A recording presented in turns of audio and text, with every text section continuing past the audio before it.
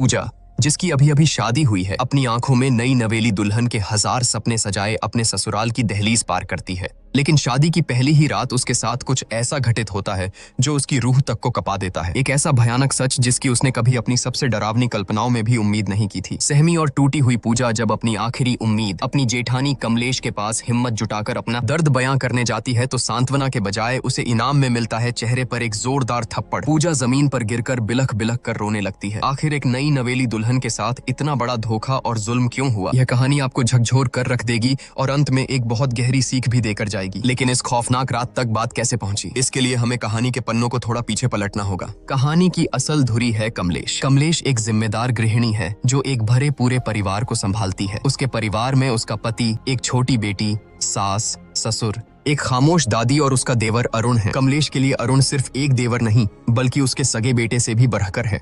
वक्त अपनी रफ्तार से आगे बढ़ता है। अब अरुण जवान हो चुका है और पूरा परिवार उसके लिए रिश्ता देखने जा रहा है। जिस लड़की को देखने पूरा परिवार जा रहा है उसका नाम है पूजा। इंग्लिश ऑनर्स में बीए कर चुकी पूजा अपनी बातों और आत्मविश्वास से सबका मन मोह लेती है। जब वह अपनी मीठी आवाज में एक अंग्रेजी गाना गाकर सुनाती है तो मानो पूरा परिवार उस पर फिदा हो जाता है। अरुण तो जैसे उसे देखते ही अपना दिल हार बैठता है। लेकिन इस पूरे कमरे में एक शख्स ऐसा था जिसके चेहरे पर खुशी की जगह एक उलझन थी। कमलेश को पूजा का यह मॉडर्न और बेबाक अंदाज बिल्कुल रास नहीं आता, लेकिन अरुण की खुशी और उसकी जिद के आगे कमलेश को झुकना ही पड़ता है। मन मारकर ही सही वह इस रिश्ते के लिए हामी भर देती है। उसी दिन चट मंगनी पट ब्याह की तर्ज पर धूमधाम से रिंग सेरेमनी हो जाती है। पूजा की उंगली में अरुण के नाम की अंगूठी सज जाती है, लेकिन किसी को नहीं पता था कि यह खुशियां सिर्फ एक रात की मेहमान हैं। अगली सुबह कमलेश अपनी सास के साथ ऑटो से कहीं जा रही होती है। अचानक रास्ते में उनकी नजर एक भारी भीड़ और शोर शराबे पर पड़ती है। कुछ लोग सड़कों पर विरोध प्रदर्शन कर रहे थे। तभी भीड़ के बीच कमलेश की नजर एक ऐसे चेहरे पर पड़ती है जिसे देखकर उसके पैरों तले जमीन खिसक जाती है। वह सरेआम भड़क उठती है और हुक्म सुनाती है कि ये सब नौटंकी तुरंत बंद करो। गुस्से से आगबूला कमलेश आगे बढ़ती है। पूजा का हाथ झटक कर पकड़ती है और उसकी उंगली से सगाई की अंगूठी बेदर्दी से खींचकर निकाल लेती है। एक ही पल में, एक झटके में उसने वो रिश्ता तोड़ दिया जो कल ही जुड़ा था। जब कमलेश यह तूफान लेकर घर लौटती है तो घर में कोहराम मच जाता है। कमलेश का पति उसे आईना दिखाते हुए कहता है कि जो रायता तुमने बिना सोचे समझे फैलाया है उसे अब तुम्हें ही समेटना होगा। बेचारा अरुण भी लाख मिन्नतें करता है, समझाने की कोशिश करता है कि पूजा की सोच गलत नहीं है, लेकिन कमलेश अपने गुरूर में अंधी हो चुकी थी। उसके कानों पर जूं तक नहीं रेंगती और वह किसी की एक नहीं सुनती। कुछ देर बाद कहानी में एक खूबसूरत और जज्बाती मोड़ आता है। अपने रिश्ते को बचाने और अपनी बात समझाने के लिए पूजा खुद कमलेश के पास पहुंचती है। वह बहुत ही नरमी से माफी मांगते हुए कहती है कि अगर हम सही के लिए और दूसरों के हक के लिए खड़े नहीं होंगे तो यह दुनिया धीरे धीरे खत्म हो जाएगी। कमलेश जो भले ही पुरानी सोच की थी लेकिन दिल की साफ थी, पूजा की बातों की गहराई को महसूस कर लेती है। उसका दिल पसीज जाता है और वह मुस्कुराकर कहती है कि मुझे बातें जरा देर से समझ आती हैं, लेकिन जब एक बार समझ आ जाएं तो मैं सही का साथ कभी नहीं छोड़ती। यह कहकर कमलेश पूरे मान सम्मान के साथ वो अंगूठी वापस पूजा को सौंप देती है। आखिरकार शहनाइयां बजती हैं और अरुण तथा पूजा विवाह के बंधन में बंध जाते हैं। लेकिन शादी की इस चकाचौंध के बीच एक परेशानी छिपी थी। शादी वाले दिन पूजा की तबीयत बेहद खराब थी। तेज बुखार और बदन दर्द के कारण उसका बुरा हाल था। फेरों के वक्त भी वह दवाइयों के सहारे मुश्किल से खुद को खड़ा रख पा रही थी। शादी की रस्में पूरी होने के बाद आती है वो रात जिसे हर नई नवेली दुल्हन अपनी जिंदगी की सबसे खूबसूरत रात मानती है, सुहाग रात। अरुण कमरे में आता है और कुछ इधर उधर की औपचारिक बातों के बाद वह पूजा के करीब आने लगता है। पूजा जो दर्द और बुखार से टूट रही थी बहुत ही स्पष्ट शब्दों में अरुण से कहती है कि मेरी तबीयत बहुत ज्यादा खराब है, मुझे तेज बुखार है और पूरा शरीर दर्द से टूट रहा है। प्लीज आज हम कुछ भी नहीं करेंगे। लेकिन अरुण पर जैसे हवस और पति होने के गुरूर का भूत सवार था। उसने पूजा की एक न सुनी। पूजा के लगातार मिन्नतें करने, रोने और मना करने के बावजूद अरुण ने अपनी मर्दानगी के अंधे नशे में उसके साथ जबरदस्ती की। नई दुल्हन के वो सुनहरे सपने उसी बिस्तर पर बुरी तरह कुचल दिए गए। सुबह की किरणें कमरे में आईं, लेकिन पूजा की दुनिया में हमेशा के लिए अंधेरा छा चुका था। वह दर्द और सदमे से कराहते हुए बस रोए जा रही थी। अरुण उसे चुप कराने की कोशिश करता है, मानो कोई बहुत मामूली बात हुई हो। वह बड़े हक से कहता है कि अरे मैं तुम्हारा पति हूँ, यह तो मेरा हक है। शादी के बाद तो यह सब होता ही है। यह सुनकर पूजा के अंदर का दर्द एक चीख बनकर फूट पड़ता है। वह बिलखते हुए अरुण की आंखों में देखती है और कहती है कि हक तूने मेरा किया है। शब्द सुनकर अरुण सन्न रह जाता है, लेकिन अपनी घिनौनी हरकत पर शर्मिंदा होने के बजाय उसकी मर्दानगी को चोट लग जाती है। वह गुस्से से आगबूला होकर कहता है कि अगर तुझे लगता है कि मैंने कुछ गलत किया है तो जा बाहर और चिल्ला चिल्लाकर सबको बता दे। यह कहकर वह निर्दयता से पूजा को कमरे से बाहर निकाल देता है। रोती कांपती पूजा जैसे ही कमरे से बाहर आती है,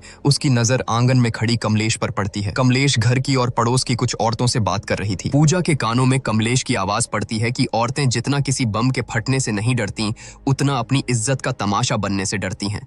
यह एक वाक्य पूजा के सीने में किसी जहरीले तीर की तरह चुभ जाता है। उसे तुरंत समझ आ जाता है कि जिस समाज और परिवार में वह खड़ी है, वहां अगर उसने अपना मुंह खोला तो उसे न्याय नहीं मिलेगा, बल्कि इस घर में उसी की इज्जत का सरेआम तमाशा बन जाएगा। समाज और बदनामी के इसी खौफ से हारकर एक जीती जागती हक के लिए लड़ने वाली लड़की अपने आंसू पीते हुए खामोशी से वापस उसी घुटन भरे कमरे में लौट जाती है। उसके मासूम दिल में कहीं न कहीं यह उम्मीद बची थी कि शायद अरुण को अपनी हैवानियत का एहसास हुआ होगा, शायद वह अपनी गलती मानेगा और उससे माफी मांगेगा। लेकिन अरुण का रवैया देखकर पूजा के पैरों तले बची खुची जमीन भी खिसक गई। पूजा पहले से ही असहनीय दर्द में थी, लेकिन अरुण ने अपनी हवस को प्यार का नाम देकर एक बार फिर उसके साथ जबरदस्ती की। पूजा अंदर तक टूट चुकी थी। उसे समझ आ गया था कि जिसे दुनिया पति पत्नी का प्यार कहती है, वह उसके लिए सिर्फ और सिर्फ एक वैवाहिक बल था, जिसके खिलाफ वह कुछ नहीं कर सकती थी। अगली सुबह कमलेश की नजर छत की बाउंड्री पर गुमसुम खड़ी पूजा पर पड़ी। पूजा की आंखों की वीरानी और उसका खामोश चेहरा देखकर कमलेश का दिल धक से रह गया। कमलेश के लाख पूछने पर भी पूजा ने रात का वह खौफनाक सच नहीं बताया। कमलेश समझ गई कि कुछ तो बहुत गलत हुआ है और वह बिना ज्यादा सवाल किए पूजा को उसके मायके छोड़ आई। मायके पहुंचकर पूजा ने सोचा कि शायद दुनिया में एक माँ ही है जो अपनी बेटी का दर्द समझ सकती है। उसने अकेले में अपनी माँ को बीती रात की सारी सच्चाई और अरुण की दरिंदगी के बारे में बता दिया। लेकिन जो जवाब उसकी सगी माँ ने दिया,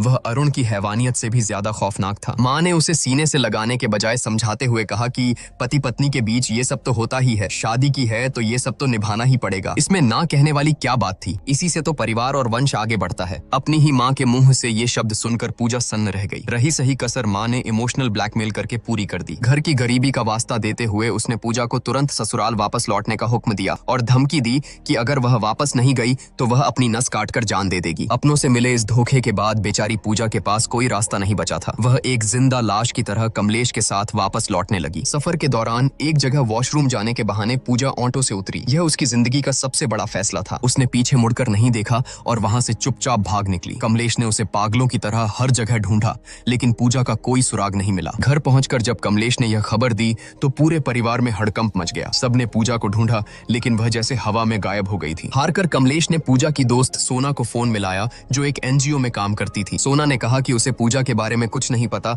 लेकिन वह उसे ढूंढने की पूरी कोशिश करेगी। आखिरकार सोना की तलाश पूरी होती है। पूजा उसे एक सुनसान पार्क के कोने में गुमसुम किसी सहमी हुई बच्ची की तरह बैठी मिल जाती है। जब कमलेश वहां पहुंचती है तो पूजा हिम्मत जुटाकर अरुण की उस खौफनाक रात की सारी दरिंदगी और सच्चाई कमलेश के सामने उगल देती है। लेकिन सालों से अरुण को अपने बेटे की तरह पालने वाली कमलेश का अंधा विश्वास सच्चाई पर भारी पड़ जाता है। सच सुनने के बजाय कमलेश का गुरूर टूटता है और वह गुस्से में आकर पूजा के गाल पर एक जोरदार थप्पड़ जड़ देती है। वह चिल्लाती है और पूजा को लगभग घसीटते हुए वापस उस कैद खाने में ले आती है। भले ही कमलेश ने पूजा को थप्पड़ मार दिया था, लेकिन एक औरत होने के नाते उसके अंदर शक का एक बीज बोया जा चुका था। वहीं दूसरी तरफ हम देखते हैं कि हनीमून के खूबसूरत वादियों में पूजा अंदर से पूरी तरह वीरान और खौफजदा थी। वह अरुण से एक आखिरी उम्मीद के साथ बात करने की कोशिश करती है, लेकिन अरुण की आंखों में प्यार नहीं, सिर्फ एक भूखे भेड़िए जैसी हवस थी। वह एक बार फिर पूजा की चीखों और आंसुओं को अनसुना करते हुए उसके साथ जबरदस्ती करता है। बेचारी पूजा उस बिस्तर पर तड़पने और रोने के अलावा कुछ नहीं कर पाती। वह जिसे अपनी जिंदगी का साथी समझकर समझाने गई थी,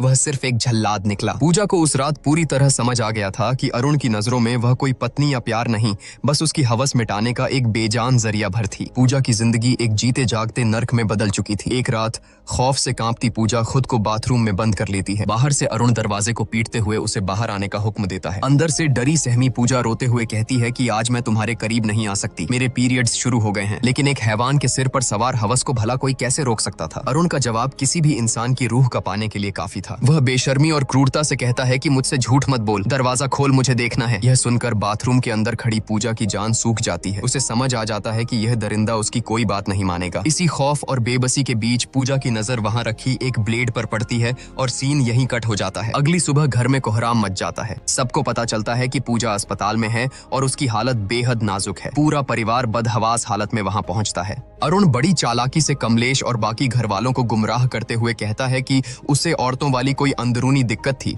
शायद उसी वजह से यह हालत हुई है। लेकिन जब कमलेश अंदर जाकर लेडी डॉक्टर से बात करती है तो डॉक्टर जो सच बताती है वह सुनकर कमलेश के पैरों तले जमीन ही नहीं खिसकती, बल्कि उसका पूरा वजूद हिल जाता है। डॉक्टर डॉक्टर भारी आवाज में बताती है कि पूजा के उन नाजुक हिस्सों पर ब्लेड से गहरे कट लगे हैं और बहुत ज्यादा खून बहने की वजह से उसकी यह हालत हुई है। यह सुनकर कमलेश सन्न रह जाती है। वह तुरंत खुद को संभालती है और घर वालों को वापस भेज देती है, यह कहकर कि वह पूजा के पास रुकेगी। होश आने पर जब कमलेश पूजा के पास बैठती है तो पूजा आंसुओं में डूबकर वह कड़वा सच उगलती है जिसने उसे इस हद तक जाने पर मजबूर किया। यह दर्द सुनकर कमलेश अंदर तक टूट जाती है। उस रात जब कमलेश घर लौटती है तो पूजा के दर्द को महसूस करने के लिए वह खुद बाथरूम में जाती है और हाथ में वही ब्लेड उठाती है। वह उस ब्लेड को अपनी त्वचा पर रखकर वही करने की कोशिश करती है जो पूजा ने किया था, लेकिन ब्लेड की हल्की सी चुभन से ही उसके हाथ कांप जाते हैं। वह ब्लेड फेंक देती है। उस एक पल में कमलेश को गहराई से एहसास हो जाता है कि आखिर वो 21 साल की मासूम लड़की किस कदर खौफ और दर्द से गुजरी होगी कि उसने खुद को इतनी खौफनाक सजा दे दी। अगले दिन जब अरुण अपनी बेशर्मी का लबादा ओढ़े पूजा से मिलने अस्पताल पहुंचता है तो उसे पता चलता है कि कमलेश पहले ही पूजा को डिस्चार्ज कराकर अपने साथ ले जा चुकी है।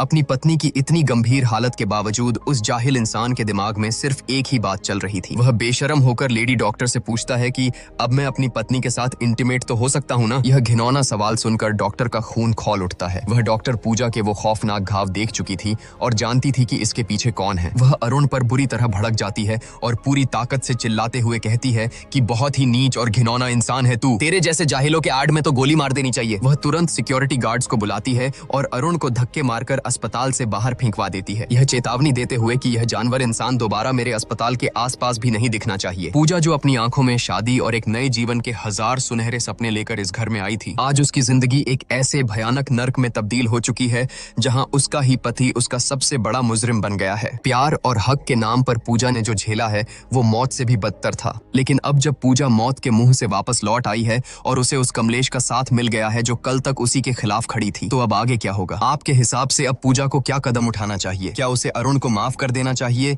या उसे ऐसी सजा देनी चाहिए